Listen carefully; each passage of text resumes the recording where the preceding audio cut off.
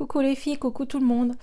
Donc aujourd'hui je vous fais une vidéo dans mon lit parce que j'ai été opérée en urgence et je dois rester allongée pendant plusieurs jours, pas faire d'efforts.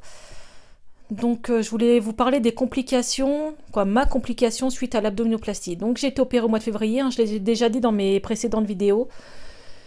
J'avais mal à ce niveau-là, au niveau du haut du ventre. J'ai été voir plusieurs fois mon médecin généraliste qui m'a dit c'est rien, c'est votre plaque parce que j'avais été opérée dernier et une pose de plaque en haut à ce niveau-là. Et en fait, au bout de la 4e fois, j'ai quand même un peu insisté. J'ai passé une écho, sachant que c'est moi qui ai appelé pour l'écho. Il m'a fallu 3 semaines pour avoir le rendez-vous.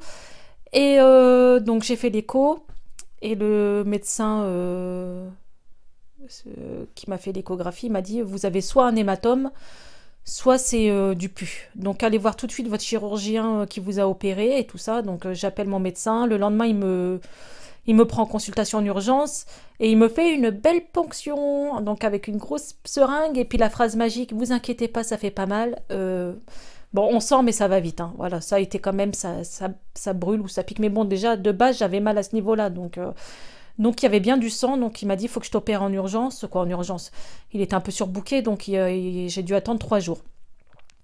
Donc en anesthésie générale, pour celles qui se sont fait opérer plusieurs fois, voilà, l'appréhension d'être endormie. Oh non, je crois que j'étais plus stressée que quand j'ai fait mon abdominoplastie ou mes hernies, parce que là c'est une complication, donc c'est pas, on sait qu'on va pas se réveiller avec un beau ventre, ou voilà, on sait pas à quoi s'attendre.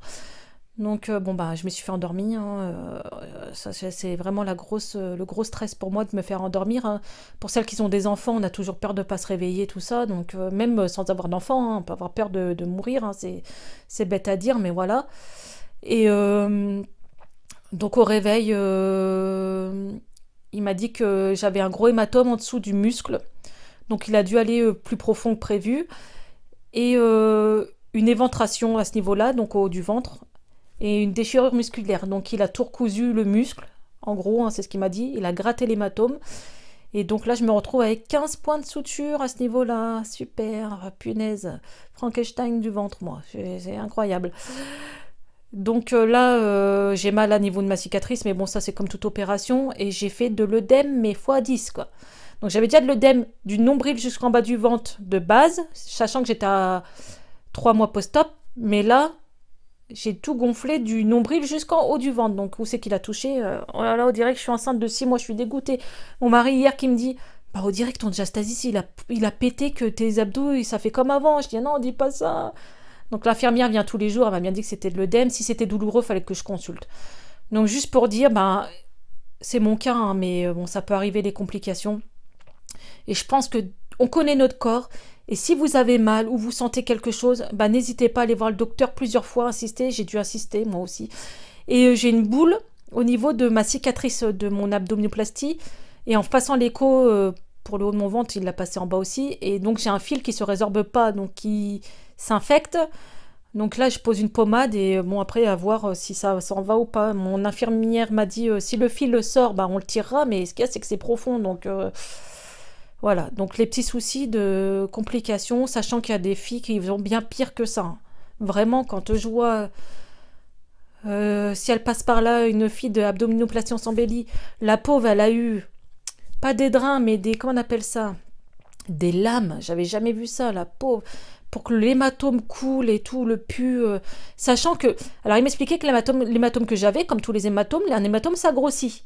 Donc c'est un hématome interne. Et l'hématome grossit, après l'hématome s'infecte. Donc s'il s'infecte, ça peut faire une septicémie. Donc punaise, ça fait 2 mois que je me bats avec mes médecins pour dire j'ai mal, on nous prend jamais au sérieux, parfois c'est fatigant. Donc voilà, je suis opérée, je me retrouve dans mon lit et voilà, c'est dur de se refaire 3 opérations en 9 mois, c'est dur. Sachant que l'été arrive, on prévoit les vacances, on prévoit les sorties, la piscine, et là on repart à zéro. Donc je vais vous parler aussi de ma cicatrisation de mon abdominoplastie, donc c'est encore bien rouge. Et on voit beaucoup les points où il y avait des fils. Les agrafes, on les voit presque plus, mais où j'avais des fils, malheureusement, c'était des gros fils. Hein. Et ça, c'est bien rouge. Bon, après, on n'est qu'à 3 mois. J'ai eu une césarienne, il m'a fallu plus d'1 an pour que ça blanchisse, hein, donc... Par contre, pour celles qui ont eu, comme moi, n'importe quelle opération et que c'est rouge, donnez-moi, s'il vous plaît, une pommade qui marche, qui éclaircit bien, qui fait son job, quoi. Parce que j'en ai essayé plusieurs et franchement, c'est soit très gras et puis j'ai pas l'impression que ça marche. Donc, si vous voyez ma vidéo, laissez-moi un petit message en commentaire avec votre pommade miracle, même si elle coûte un bras, tant pis, hein, tant que ça marche... tout conseil, voilà. Moi, voilà. Mettez un petit commentaire, aidez-moi. Bon, sinon, je voulais vous parler d'autre chose, parce qu'il y a souvent des débats sur les chirurgiens esthétiques et les chirurgiens viscérales. Donc moi, c'est pas un viscéral, c'est un chirurgien généraliste. Je pense que c'est encore pire pour certaines qui vont entendre cette vidéo. Oh là là, se faire opérer.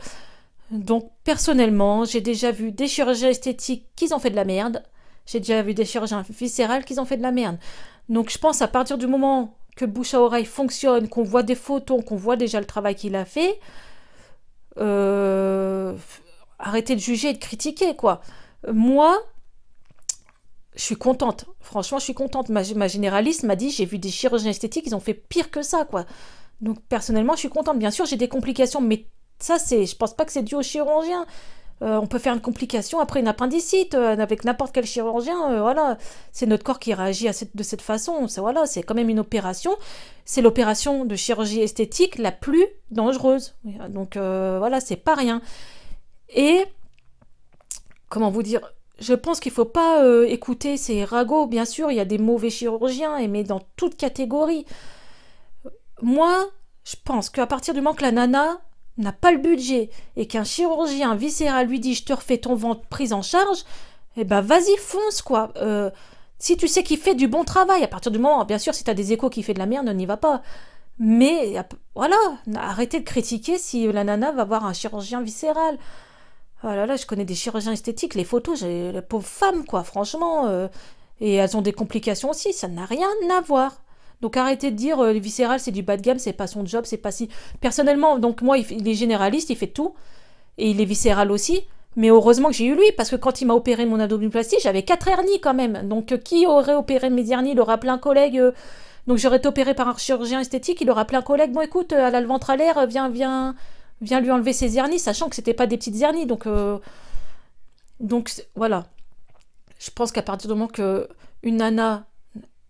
on lui dit c'est pris en charge, la pauvre, quoi, pas la pauvre, parce que j'ai eu le cas, on est content d'être prise en charge.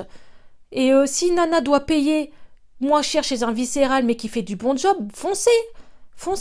C'est pas parce que c'est un viscéral que...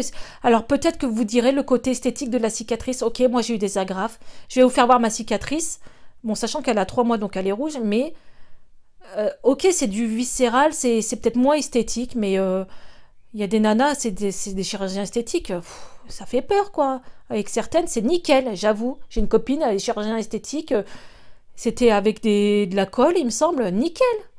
Mais elle n'a pas eu de complications, elle n'a rien. Bon, sachant que vraiment, chaque cas est différent. Celles qui n'ont pas fait les diastasis, dont on n'a pas resserré leurs abdos, ou celles qu'on n'a pas... on a juste tiré la peau, ou voilà, ça dépend. Mais vraiment, n'écoutez pas les gens... Le bouche à oreille, les photos, le travail, que ce soit un viscéral ou un chirurgien esthétique, faut juste écouter les copines, les médecins qui connaissent bien aussi leurs collègues parce qu'ils travaillent souvent ensemble, ils nous orientent. Donc vraiment, arrêtez de critiquer, quoi, c'est tout. Bon, après, c'est mon avis. Donc je vais vous faire voir une petite photo de mon ventre. Ne jugez pas mon gros ventre, j'ai de l'œdème, hein, soyez indulgente. Je me suis fait opérer il y a 3 jours, donc voilà. Bon, vous pouvez critiquer, hein, celles qui veulent critiquer, c'est mon propre opinion, voilà. On n'est pas tous riches, on n'a pas tous 5000 € à mettre, donc je peux comprendre certaines qui partent dans des viscérales quand c'est bien fait, et que c'est pris en charge, ou qu'elles payent 3 fois moins cher, quoi. Donc voilà. Donc comme vous voyez, j'ai de l'œdème, voilà. Je suis remplie d'œdème. Donc voilà ma cicatrice qui part de là. Donc là, j'ai craqué. Vous savez, il tire tellement la peau que voilà, j'ai des vergetures. Bon. Donc là, j'ai eu des grosses agrafes. Et quand vous voyez ça c'est les fils que j'ai eu. Donc j'ai plus marqué avec des fils qu'avec des agrafes. Donc, vous voyez, là j'ai de l'œdème, hein. Je suis remplie parce que, bah, dû à l'opération, voilà. Ici, j'ai 15 agrafes en haut du ventre. Donc, vous voyez, ça s'effile, ça s'effile. Le trait est très net et très droit. Il est rouge, hein, mais je suis à 3 mois. Donc ça, vous voyez, c'est pas beau. Mais c'est mon ancien nombril avec mon piercing. Donc ça, c'est le côté esthétique qu'un chirurgien, c'est sûr, viscéral, peut-être ne changera pas.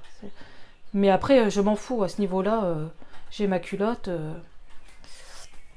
Donc voilà, ça c'était le drain. J'ai encore la marque. Mais vous voyez, donc vraiment, si vous avez... le trait est vraiment très droit et très fin, hein, avec des agrafes. Donc celles qui ont peur des agrafes, voilà.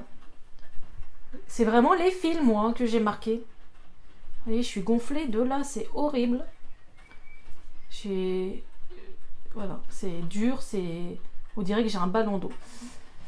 Donc voilà pour l'abdominoplastie qui part de là. Et à chaque gros trait, c'est un fil. Et entre deux, j'avais des agrafes. Et des gros seins. Donc, ouais, c'est pas le top non plus. Bon, puis là, je vous fais pas voir, mais de profil, je suis gonflée, quoi. Oh, punaise, c'est horrible. Donc voilà les complications de l'abdominoplastie, c'est super. Bon, après, quand je mets ma culotte et mon leggings, vous voyez,